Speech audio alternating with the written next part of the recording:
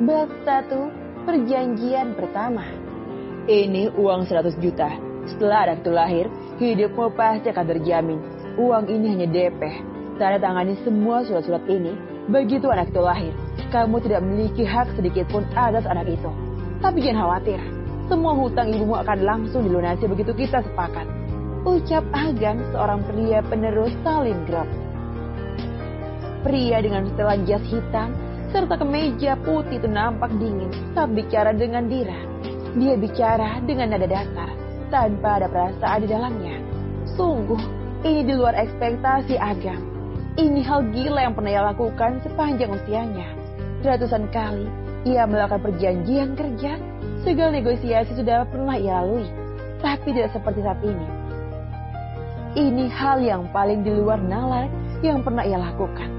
Kalau bukan desakan mamanya dan sang istri, Marcelia Agatha, rasanya lebih baik ia tak memiliki keturunan pun tak apa-apa. Hanya demi dua orang wanita yang paling ia cintai, Agam akhirnya milih Dira. Gadis yang nantinya ia harapkan bisa mengandung benih yang ia tanam. Setelah Dira hamil dan melahirkan, maka ia akan mengirim Dira jauh dari hidup mereka. Ia hanya butuh wanita yang mengandung benihnya, tidak lebih. Ia hanya menjadikan Dira sebagai alat mencetak anak untuk pernikahan Agam dan Agatha yang berjalan 12 tahun tapi tak kunjung mendapat keturunan. Sementara itu, Dira nampak tertegun membaca satu persatu lembar kertas yang ia pegang. Matanya terus menyisir deretan pasal yang tulis oleh pria yang baru ia kenal itu. Bila ia membubuhkan tanda tangan di atas kertas-kertas itu, artinya Dira tidak bisa mundur lagi. Bila ia menandatangani itu sekarang, maka artinya ia akan segera menikah dengan pria yang usianya 2 kali lipat usia dari Dira sekarang. Bahkan lebih, karena Dira ini berusia 18 tahun. Sedangkan Agam Salim Wijaya, pria yang berniat menyewa rahimnya, pria tersebut sudah berusia 40 tahun. Dira tahu usia pria tersebut sebab ia membaca di surat perjanjian yang ada di tangannya. Awalnya ia kaget. Wajah Agam yang tampan dan rupawan tak menggambarkan usia yang sebenarnya. Malah masih terlihat seperti usia 30-an tahun. Jadi dia sempat kaget saat mengetahui akan menikahi pria 40 tahun tersebut. Itu adalah seusia dengan ibunya, Marta. Ibunya kini masih di rumah bordir. Ya, Dira adalah putri dari seorang wanita malam. Demi melepaskan ibunya dari jeratan di tempat terkutuk itu, Dira pun akhirnya mau melakukan perjanjian dengan Agam. Setelah menghela napas panjang, gadis yang masih lugu dan polos itu pun akhirnya memberikan tanda tangannya di atas kertas yang sudah diberi materai tersebut.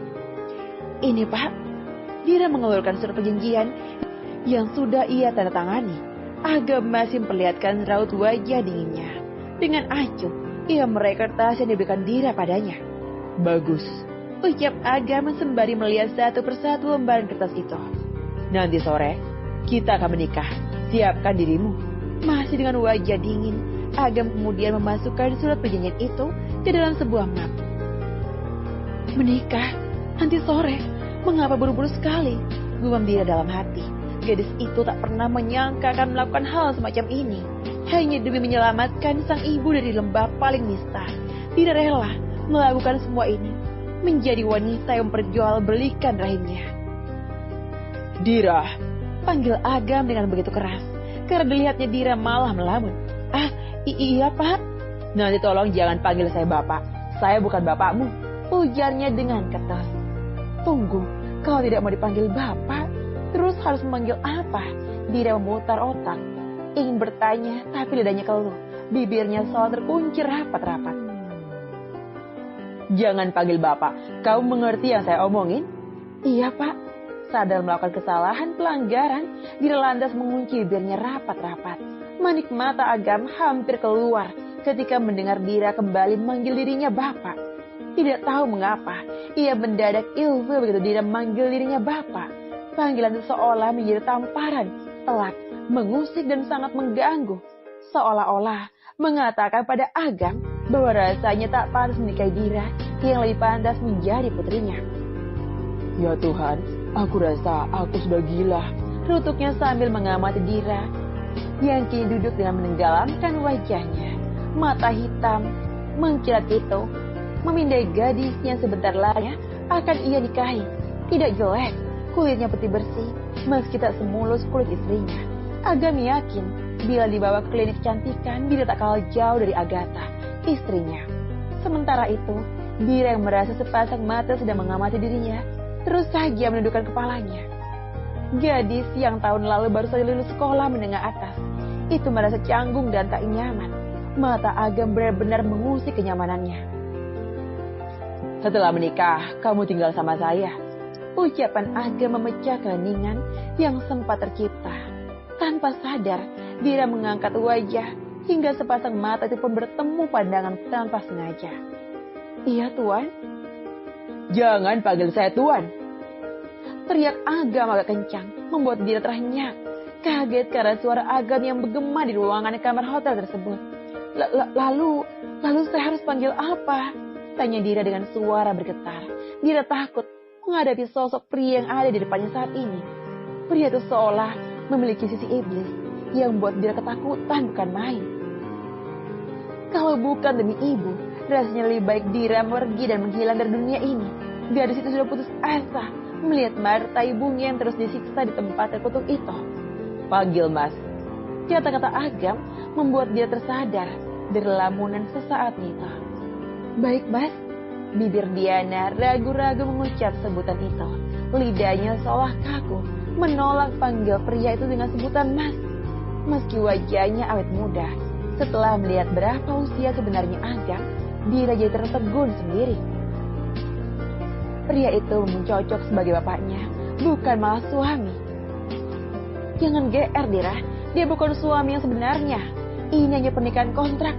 Bila kamu berhasil hamil dan melahirkan anak Agam, maka semua selesai. Pernikahan pun tamat. Dira tersenyum miris dengan ucapan hatinya sendiri. Benar, ini hanya pernikahan kontrak. Setelah ia melakukan semua sesuai perjanjian, ia akan membawa sang ibu pergi dari kota ini. Agam berjanji, pria itu akan memberikan banyak uang untuknya. Sore harinya, dia sudah nampak rapi dengan pakaian kebaya sederhana. Sekretaris pribadi Agam, Robi, sudah menyiapkan semua. Acara pernikahan secara agama akan segera dilakukan. Apa kamu sudah siap? Tanya Robi yang melihat kecemasan di wajah calon istri siri atasannya. Dira hanya mengangguk, namun hatinya seolah menjerit minta diselamatkan. Namun, beberapa saat kemudian, ketika akan datang, mendekati dirinya, mata Dira tak dapat berpaling dari pria tampan yang sebentar lagi akan menjadi suaminya. Bab 2. Ditinggalkan di saat malam pertama. Di sebuah ruangan tanpa hiasan apapun, meskipun akan dipakai sebagai tempat akad, ruangan itu terlihat sangat biasa. Seolah acara pernikahan ini bukan acara yang istimewa.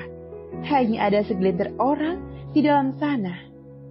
Sepasang calon pengantin, pria berkopiah dengan mata teduhnya yang akan menikahkan calon pengantin, para saksi dan sekretaris Agam, Robi, Purba. Ini seperti pernikahan tersembunyi, pernikahan dadakan yang harus ditutupi dari khalayak ramai. Tidak boleh ada yang tahu pernikahan ini. Sesuai apa mau Agam, pria itu memangnya berniat menghalalkan Dira untuk ia sentuh, tanpa ada keinginan untuk memiliki. Hanya satu yang ia mau dari gadis belia itu, yaitu seorang anak, buah hati yang tak pernah hadir di antara dirinya dan Agatha yang telah belasan tahun menikah. Kini nampak Dira dengan wajah tegang. Beberapa bulir keringat muncul di dahi yang sempit itu. Sejak tadi, ia memainkan jari jemari runcingnya. Itu adalah kebiasaan Dira bila dilanda serangan panik atau merasa cemas. Gadis berparas ayu meski berpenampilan sederhana itu, kini hatinya tengah resah campur gelisah. Bagaimana tidak, sebentar lagi pria yang duduk di sebelah Dira akan menjadi suaminya. Jantung gadis itu sedari tadi juga sulit untuk dikontrol. Meskipun hanya sebuah pernikahan kontrak, ini tetaplah sebuah pernikahan sah di mata agama. Apalagi saat ini, sebentar lagi si Agam akan mengucapkan kalimat janji di mata sang pencipta. Disaksikan ribuan malaikat, walaupun pernikahan kontrak atau tidak. Sejatinya ini tetaplah sebuah pernikahan. Bila kata sah sudah menggema, maka halallah apa-apa atas Agam padanya. Kamu hanya butuh 9 bulan untuk mengandung. Ayo, lakukan secepatnya. Maka kita akan segera bebas. Dira membatin. Gadis itu mencoba menguatkan hatinya yang sudah mulai cemas lagi. Sekilas mata Robi memperhatikan kecemasan yang tergambar jelas di wajah Ayu Dira. Meskipun hanya memakai bedak tipis-tipis, aura kecantikan Dira terpancar tanpa bisa dihalangi. Pantas Tuan Agam mensegerakan pernikahan ini, padahal mereka baru bertemu beberapa waktu lalu. Gumam Robi sambil masih memperhatikan kecantikan alami Dira. Pria berusia 35 tahun itu rupanya sudah berprasangka buruk pada bos yang selama ini ia abdi. Robi mengira alasan yang memiliki anak hanya omong kosong. Paling juga Agam ingin mendaun mudah. Apa karena bosan dengan Nyonya Agatha? Kasihan Nyonya Agatha. Sekretaris Agam terus saja mengasihani istri pertama bosnya itu. Robi baru tersadar dari lamunan saat kata sah diucapkan beberapa orang di sampingnya. Alhamdulillah, ucap salah seorang di antara mereka. Alhamdulillah, apa aku harus bersyukur setelah menjual rahimku Tuhan? Tiba-tiba Dira merasa nestapa. Apakah yang ia lakukan patut mengucap rasa syukur? Ampuni Dira Tuhan. Dira terus saja berjibaku dengan perasaan yang terus mengusik. Ia sampai tak sadar, sedari tadi Aga menatapnya dengan mata tajam. Kami permisi Tuan, bila ada hal lain lagi, Tuan bisa langsung panggil saya, ucap Robi yang akan meninggalkan Agam dan Dira sendirian saja. Sementara itu, Dira menatap Robi penuh harap. Meskipun juga baru mengenal Robi, setidaknya pria itu lebih berwajah ramah. Tak semasam pria dingin di depannya kini. Tunggu, pria dingin itu kini adalah suamiku. Ya Tuhan, bagaimana ini? Lirik Dira menatap kepergian orang satu persatu dari ruangan itu. Bulunya tiba-tiba bergiring ngeri ketika Agam kembali menatapnya. Kamu pasti lelah, istirahatlah. Masalah ibumu, aku sudah menyuruh orangku untuk membereskannya. Mata yang semula sendu itu langsung berbinar-binar. Terima kasih Tuan, ucapnya dengan senyum kelegaan. Apa? Dira langsung menelan ludah kembali. Duh, lidahnya keseleo hingga kembali salah ucap. Maaf mas. Gadis yang polos itu langsung menenggelamkan wajahnya dalam-dalam. Belum juga 1 jam menjadi istri Agam, ia sudah mendapat semburan dari ular berbisa itu.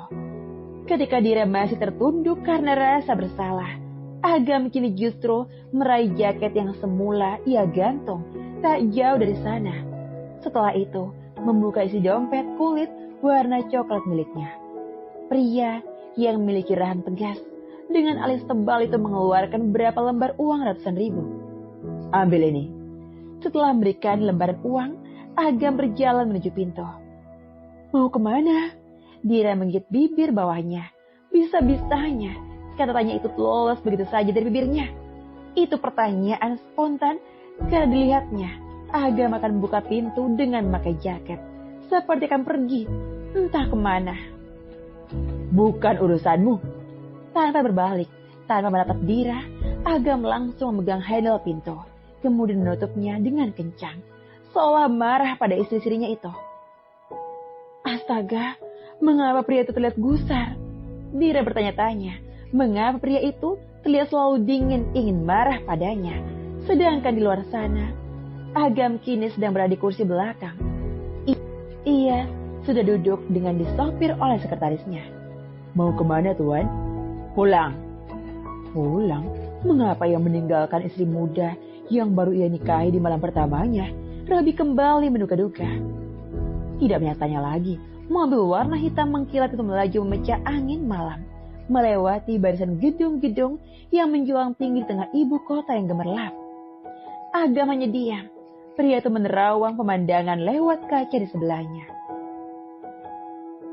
hanya kelap-kelip lampu yang mampu ditangkap oleh matanya. Pikiran juga kacau, seolah menyesali keputusan yang diambilnya barusan. Apakah menikahi Dira adalah awal dari sebuah kesalahan fatal? Agam mencoba menepis semua rasa bersalah itu. Dilihatnya, sudah hampir sampai depan rumah. Setelah tiba di sebuah hunian lantai 3 dengan pagar corak emas yang super tinggi menjulang, akhirnya Agam bisa bernapas lega. Rumah ini, rumah yang seharusnya menjadi surga, beberapa minggu lalu nampak seperti neraka. Agatha minta cerai. Wanita itu merasa tertekan karena keluarga Agam terus mendesaknya. Dari situlah tercetus hal gila yang keluar dari pikiran Agatha dan mamanya untuk solusi win-win. Agatha memperbolehkan Agam mencari wanita lain, seorang wanita yang mau melahirkan anak Agam. Tapi anak itu kelak harus menjadi milik Agam dan Agatha. Agam hanya perlu menyewa rahimnya saja, bayar semahal apapun yang ia minta. Agatha bahkan rela memberikan semua hartanya itu. Mama Agam sangat setuju, asal itu benih Agam. Mama sebenarnya sayang sekali dengan anak menantunya itu. Tapi karena 12 tahun menikah, tak kunjung diberikan cucu. Mama terus saja menuntut. Begitu Agatha beri izin, Mama seperti mendapat angin segar, seolah menimang cucu sudah tidak jadi impian belaka. Tapi bagaimana dengan Agam? Pria itu langsung menolak ide gila itu. Agatha adalah cinta pertama dan terakhir. Mana bisa ia mencari wanita lain? Dua orang wanita yang paling Agam cintai, itu rupanya sudah sama-sama gilanya. Demi seorang anak, mereka mengorbankan perasaan sebagai seorang wanita. Karena kegigihan Agatha, dan sempat mengancam akan pergi dari rumah itu. Akhirnya Agam pun menyetujui permintaan istri serta mamanya. Kini, di malam pertamanya, malam pengantin dengan istri muda, ia malah milih pulang ke rumah. Sayang, karena sangat mencintai istrinya itu, begitu melihat Agatha yang sedang termenung di balkon kamarnya, Agam langsung memeluk tubuh istrinya dari belakang. Mengapa malah pulang? Tanyanya dengan lesu. Namun ketika Agam memutar tubuh itu, hatinya mendadak pilu. Ditatapnya Agatha sang istri. Dua bola mata yang selalu menatapnya dengan binar-binar cinta itu, kini sudah banjir air mata. Terlihat sembab dan bengkak. Entah sudah berapa lama ia menangis. Maafkan aku. Agam memeluk tubuh istrinya dengan lembut dan penuh kehangatan. Seolah ia juga tak rela dengan takdir yang mempermainkan hati mereka. Sedangkan di dalam sebuah kamar hotel, sejak tadi Dira menatap langit yang gelap gulita. Dira juga berada di sebuah balkon. Hanya saja ia berada di sebuah hotel bintang 5. Dilihatnya terus-menerus ke atas. Langitnya nampak gelap, seolah menjadi pertanda mungkin hidupnya yang akan datang juga akan diisi dengan kegelapan yang sama. Bersambung. Selalu dukung Autoria dengan kasih review yang banyak, vote dan dukungan yang lain. Terima kasih.